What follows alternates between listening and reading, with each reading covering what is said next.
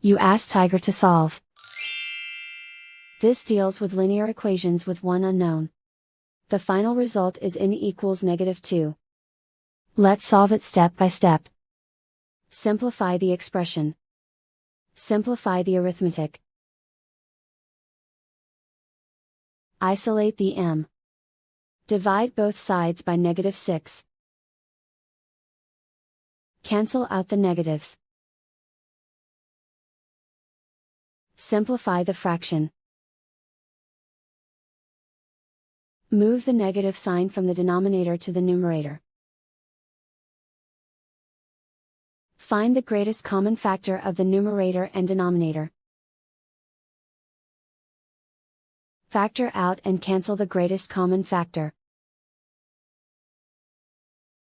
And so the final result is n equals -2.